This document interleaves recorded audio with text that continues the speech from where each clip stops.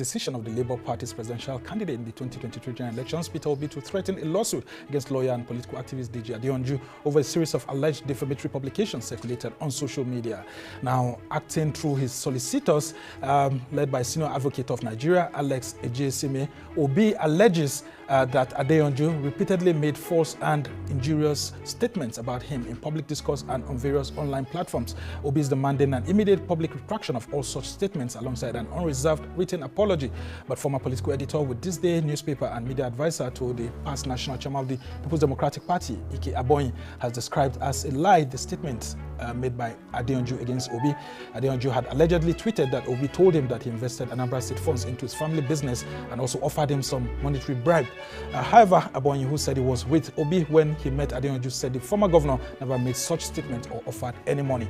Yeah, I mean, you've issued a statement trying to clarify what actually happened. I mean, can you reflect on that meeting between Peter Obi and Deji Adeyonju?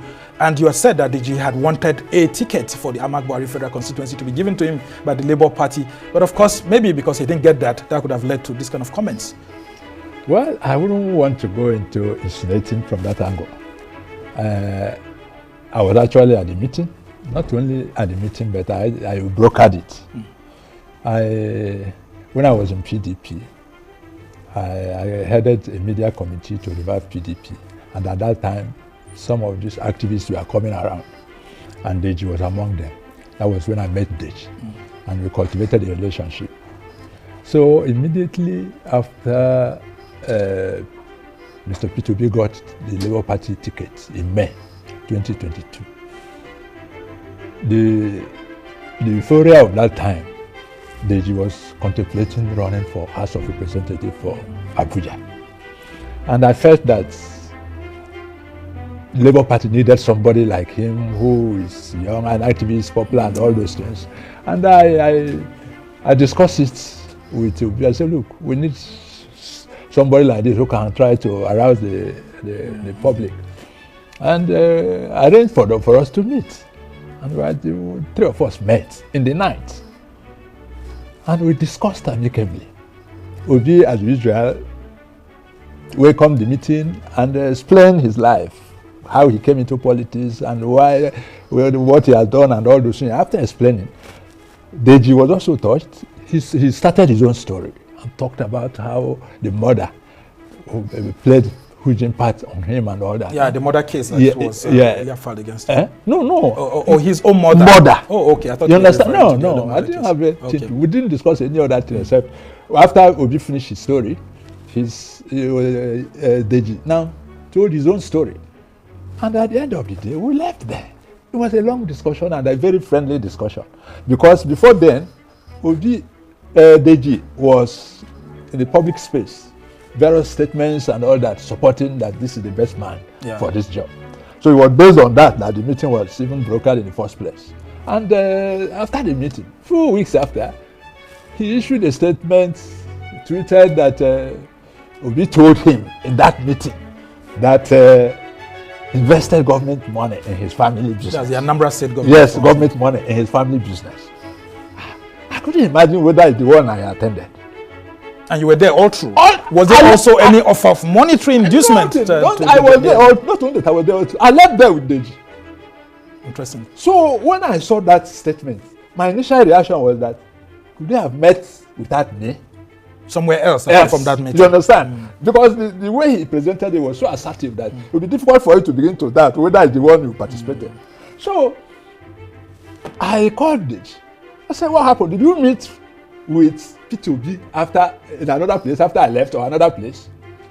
He didn't give me any response. And I issued a statement 2022. Yeah, I mean, I received that statement. Yes. We reported it. And you've just gone ahead to issue another statement. I mean, but what do you think would be the primary motive for Adeyonju's revelation? Because he says he's prepared to go to court if indeed Obi takes him to court and that he has evidence. Well, I am curious because I will love to know, in terms of what may have prompted it, that will be going into Deji's mind, which I don't want to go. You understand? But I'm curious to see if this matter goes to court.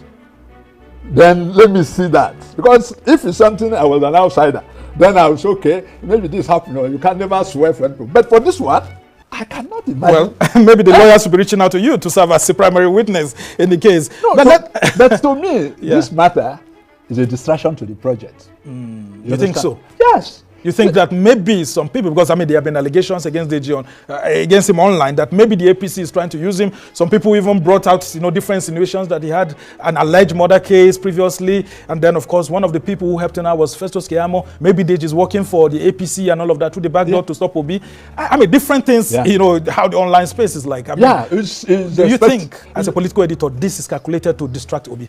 Definitely, definitely, because given the way Deji is pursuing it, you know that there's some political undertone. Otherwise, if you made an allegation against somebody and you say he's going to court, why rush to the media and start a media trial?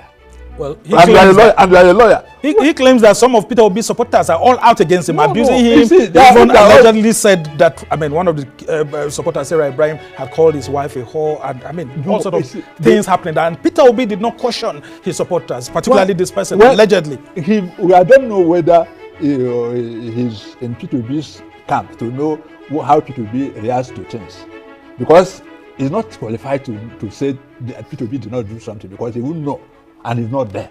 But the truth of the matter is that the way Deji is taking it, if you have made an allegation against somebody and you are a lawyer, go to court.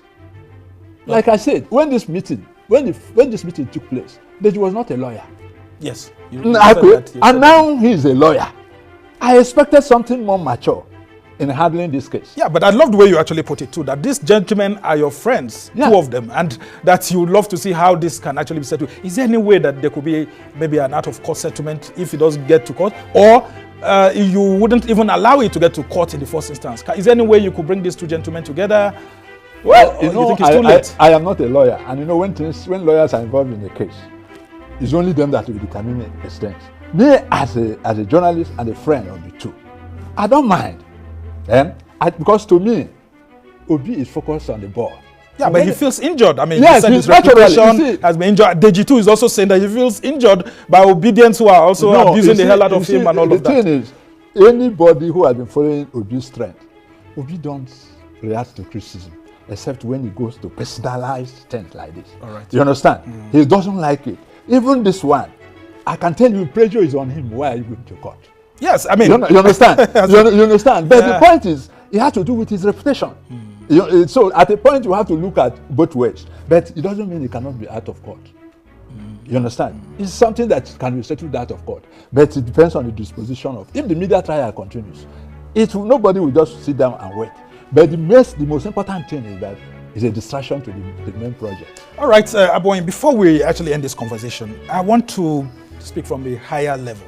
Some people are saying that Peter Obi, by threatening to go to court, that means that he can't swallow what his own supporters are giving to others. That people like President Bola Tinubu, I mean, a whole lot of obedience have abused him, but he chose not to go to court. That can't Peter Obi act from a much more higher level and, look at this, maybe like a distraction and ignore it? Because Tinubu has been abused severally, Atiku too has been abused severally, and other leaders, yet they don't go to court. That this is the price you have to pay for putting yourself out there.